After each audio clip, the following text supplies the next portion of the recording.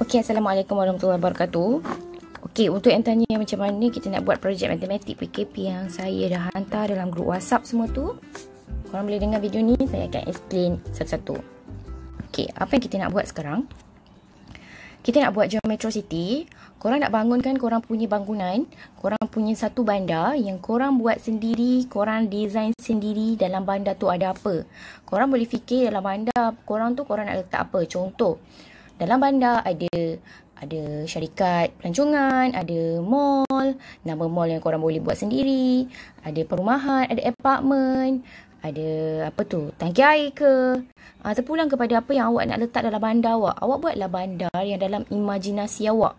Awak nak buat jalan flyover yang tinggi, awak nak buat jalan yang rendah. Suka hati awak macam mana awak nak buat. Anda adalah seorang arkiteknya. Kalau anda berjaya, anda akan dapat bandar yang cantik. Okey. Okey, ada 3 fasa buat benda ni. Permit, reka bentuk dengan pembinaan. Saya bagi 3 kerja. Dalam projek ni ada 3 langkah dia. First, kena settlekan. Dah settle pertama, baru boleh buat fasa kedua. Fasa kedua settle, baru boleh buat fasa ketiga. Okey, fasa pertama apa dia? Fasa pertama permit. Okay, fasa satu cuma klik link tu. Nanti saya paste link ni balik semula dekat dalam WhatsApp. Korang tekan link, lepas tu siap. Bila dah siap, saya akan take note senarai nama siapa yang dah siap fasa 1, fasa 2, fasa 3. Ataupun siapa yang tak buat langsung fasa 1, fasa 2, tiba-tiba dia datang fasa 3, kita akan tolak markah dia. Markah ada markah pada fasa 1, ada markah fasa 2, ada markah fasa 3. Okey, bila dah buat Google Form tu, anda telah melepasi fasa 1. Tahniah diucapkan. Fasa 2 ni ada 4 bahagian. Saya dah explain kat sini. Fasa 2 ni yang kamu kena baca sikit lah. Ada 4 bahagian dalam bandar anda. Pastikan setiap satu bahagian mengandungi sekurang-kurangnya 5 item seperti dalam jadual. Ini saya dah bagi jadual ni. Saya bulat. Tanda pangkal pada item tersebut. Ini checklist awak. Awak ada 4 buat grid nanti. Ini awak punya checklist Nanti saya tunjuk lepas ni. Okey, checklist anda untuk buat setiap bahagian tu. Okey, buatlah macam mana pun. Kalau ada yang tak ada dalam 5 ni, awak boleh tambah? Boleh. Ini cuma contoh yang saya bagi. Okey, lepas tu mesti label semua benda yang awak buat tu mesti labelkan. Fasa kedua, anda kena ambil kertas grid. Okey, kertas grid, tak kisah buku matematik ataupun kalau korang tak buat balik buku, ambil je kertas kosong apa-apa, buat petak-petak tu. Okey, janji petak tu segi 4 sama. Okey, saya buat bahagian A ni. Saya terangkan terus dalam gambar rajah kita ambil pelajar A. Pelajar A ni dia buat. Okey, saya kata setiap sempang ni wajib ada jalan. Okey, kan ni adalah petak ni adalah 20 petak, betul tak? 20 petak. Yang ni pun panjang dan lebar dia adalah 20 petak. Okey, 20 petak, awak kira tengah ni, bila yang ke-10, awak kena buat petak jalan masuk jalan keluar ni. Okey, jalan ni pula terpulang. Ada orang dia, saya kan kata yang wajibnya adalah jalan masuk 4 petak ni. Sempang 4 keluar masuk kertas ni, tengok pelajar C. Dia buat sempang tu juga tapi jalan macam tu. Pelajar D dia buat jalan macam tu, pelajar B dia buat macam tu. Suka hati awak lah jalan awak. Awak buatlah suka hati awak ni. Okey. Setiap satu bahagian ni saya pecahkan pula satu grid pelajar ini kepada 4 bahagian. Alright. 4 bahagian mana? Biru. Saya pecah kepada 4 sempang macam ni.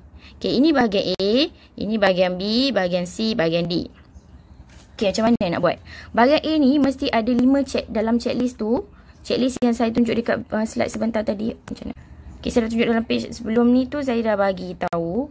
Ada checklist dia ada. Sekurang-kurangnya ada 5 bentuk dekat dalam section A ni. Dalam section A ni buka checklist tadi tu, ada 5 bentuk tu. Ada 5, ada segitiga ke, ada pentagon, ada garis selari yang macam tu. Korang pilih sekurang-kurangnya 5 dalam satu bahagian supaya saya nak bandar korang tu penuh. Saya tak naklah macam dekat bahagian A korang letak seketul je piramid. Bahagian B letak seketul silinder. Tak nak. Saya nak bahagian A ada 5 item, bahagian B ada lebih daripada 5 item, bahagian C ada juga, bahagian D pun ada. Okey, maksudnya bandar korang nanti akan penuh, lengkap, cantik, barulah menarik. Awak kena ambil buku matematik 20 kali 20 ataupun awak ambil je kertas kosong, kertas apa-apa yang ada kat rumah, awak buat petak ni. Yang ini adalah 20 petak. 20 petak. Atas ni pun 20 petak. Ini untuk fasa kedua hanya draft sahaja. Okey, awak buat kira ni 1, 2, 3, 4, 5, 6, 7, 8, 9. Yang ke-10 ni awak buat jalan keluar masuk. Yang ni pun sama 10 awak je buat jalan keluar masuk. Yang ni pun buat jalan keluar masuk, yang pun jalan keluar masuk. Okey, contohlah saya. Saya nak buat suku bulatan kat sini. Saya nak buat jalan tu macam ni. Okey. Lepas tu jalan yang ni nak buat macam ni je. nak buat flyover. Macam tu. Nak buat petak, nak buat jalan petak macam tu. Jalan petak. Suka hatilah jalan awak buat je macam mana pun. Okey, lepas tu nanti bahagikan kepada 4 bahagian. 4 bahagian tu apa? Ini saya bagi 4 ni. Saya bagi kepada 4 bahagian. Ini bahagian 1, bahagian 2, bahagian 3, bahagian 4. Okey, bahagian 1 ni saya nak korang buat minimum 5 item dalam checklist tu. Contoh dalam bahagian pertama ni ada segi 3, ada segi 4, ada garis selari, dalamnya ada garis selari kan, macam tu, ada bulat. So kurang-kurangnya 5 item tadi. Ada restoran kat sini, restoran macam adik tu kan. Okay, korang buat macam tu. Sekurang-kurangnya dalamnya ada 5, dalam yang ni pun ada sekurang-kurangnya 5. Kalau kat sini ada 7, kat sini ada 4, barulah penuh korang punya bandar tu. Hantar kat saya atau Cikgu Azmi. Lepas tu baru boleh kita orang luluskan plan ni. Kalau kita orang kata setuju, baru korang boleh proceed ke fasa 3. Korang buat bentangan tu, buat benda tu dalam bentuk 3D model. Yang ni 2D Yang ni 2D. Hanya lukis saja. Okey, bila dah siap 2D, bila dah hantar dekat kita orang, dekat cikgu-cikgu ni, saya atau Cikgu Azmi, korang dah hantar, bila kita luluskan, baru boleh terus proceed ke fasa 3. Fasa 3 ni anda boleh buat kat atas manila card ataupun atas cardboard. Awak buatlah petak ni. Okey, bina grid ni. Satu petak kecil ni 2 cm. Okey, buatlah sampai jadi kat sini 2 darab 20 kotak, 40 kotak.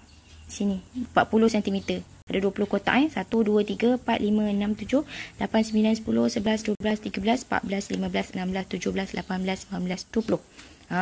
20 kotak atas, 20 kotak bawah. Lepas tu buatlah segi 4, bentangan segi kuboid. Macam tu buat bentangan kan. Lepas tu nanti tampal kat sini. Tampal atas tu. Itu je yang kena buat. Okey, ni contoh yang dah siap. Tengok ni projek sekolah rendah ni. Okey, diorang buat. Lepas tu yang ni dia condongkan sikit, tengok gambar ajar ni. Dia buat ada trigonometri kat situ. Dia buat segitiga sudut tegak. Lepas tu dia buat bangunan tu dia letak kat sini. Macam tu menghadap kepada sudut 90 darjah yang Pythagoras theorem tu. Terpulang kepada awak nak buat macam mana. Ikut kreativiti. Okay, pelajar yang bersungguh-sungguh dia akan dapat markah banyak. Akan diberikan markah mengikut fasa. Fasa 1 ada markah, fasa 2 ada markah, fasa 3 ada markah, baru dapat total markah tu. Okey, kita akan tambahkan dalam peperiksaan akhir tahun. Mungkin kita akan buat 10 markah masuk dalam peperiksaan akhir tahun ataupun mungkin lebih, kita mengikut kepada keadaan. Okey. So, itu je. Semoga berjaya. Kalau tak faham boleh tanya. Jangan lupa pemenang ada hadiah daripada panitia matematik. Itu saja. Kalau tak faham boleh tanya saya. Assalamualaikum warahmatullahi wabarakatuh.